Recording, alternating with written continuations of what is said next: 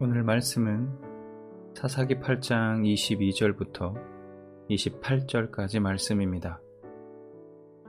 그때 이스라엘 사람들이 기드온에게 이르되 당신이 우리를 미디안의 손에서 구원하셨으니 당신과 당신의 아들과 당신의 손자가 우리를 다스리소서 하는지라.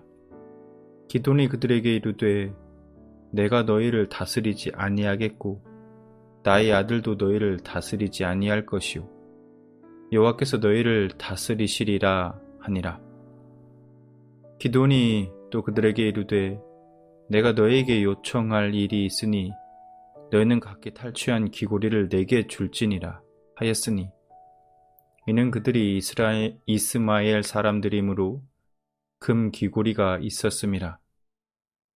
무리가 대답하되 우리가 즐거이 드리리이다 하고 겉옷을 펴고 각기 탈취한 귀고리를 그 가운데에 던지니 기드온이 요청한 금 귀고리의 무게가 금 1700세겔이요 그 외에 또 초승달 장식들과 폐물과 미디안 왕들이 입었던 자색 의복과 또 그 외에 그들의 낙타 목에 둘렀던 사슬이 있었더라. 기드온이 그 금으로 에봇 하나를 만들어 자기의 성읍 오브라에 두었더니 온 이스라엘이 그것을 음란하게 위함으로 그것이 기드온과 그의 집에 올무가 되니라. 미디안이 이스라엘 자손 앞에 복종하여 다시는 그 머리를 들지 못하였으므로 기드온이 사는 40년 동안 그 땅이 평온하였더라. 아멘. 오늘 본문에는 전쟁이 끝난 후 기드온의 마지막 행적을 기록하고 있습니다. 백성들은 기드온에게 대를 이어 자신들의 왕이 되어달라고 요청합니다. 기드온은 이런 백성들의 요청을 거절하며 자신이 아니라 하나님이 다스릴 거라고 말합니다. 그런데 이런 멋진 말을 한 기드온이 갑자기 백성들에게 이해할 수 없는 요구를 합니다. 전쟁에서 승리하며 취하게 되었던 전리품을 자신에게 달라고 한 것입니다. 백성들은 기드온의 이런 요구를 기쁘게 받아들입니다. 이렇게 해서 모인 금만 무게가 1700세겔이었습니다. 대략 20kg이나 되는 많은 양의 금이 모아진 것입니다. 그러면 기드온은 왜 백성들에게 이런 요구를 한 것일까? 27절에 보면 그 이유를 알 수 있습니다. 기드온은 그 금으로 에봇을 만듭니다. 에봇은 대제사장이 입는 옷입니다.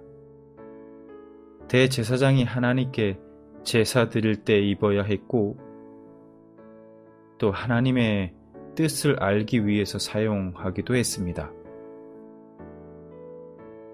그런데 기드온은 금으로 에봇을 만들어서 자기 성읍에 둡니다.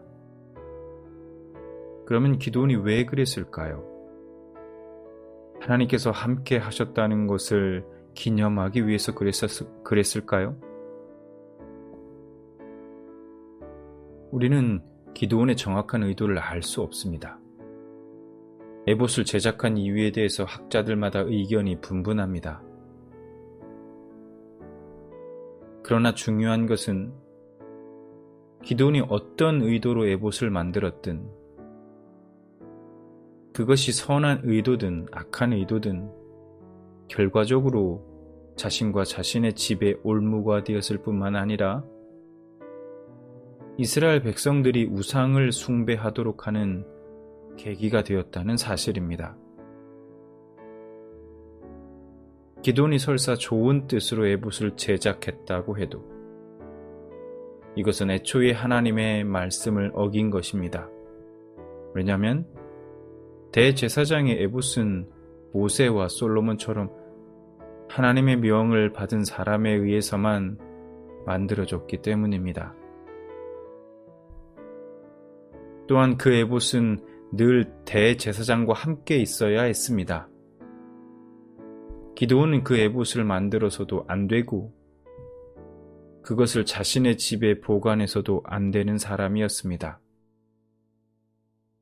선한 뜻으로 만든 것인지 악한 뜻으로 만든 것인지는 알 수 없지만 아무리 선한 뜻으로 그 에봇을 만들었다고 해도 그것은 자신의 뜻이었지 하나님의 뜻은 아니었다는 것입니다. 우리가 꼭 기억해야 하는 것은 하나님을 위한 것이라고 좋은 의도였다고 나의 뜻을 모두 행할 수는 없다는 것입니다. 그것은 의도가 어떻든지 하나님의 명령이 아니라면 그것은 그냥 내 욕심이고 내 욕망일 뿐이라는 겁니다. 우리가 많은 일을 한다는 것은 어쩌면 하나도 중요하지 않습니다. 하나의 일을 하더라도, 한 가지 일을 하더라도 하나님의 뜻을 분별하여 하나님의 말씀으로, 하나님의 명령으로 행하는 여러분들 되시기 바랍니다.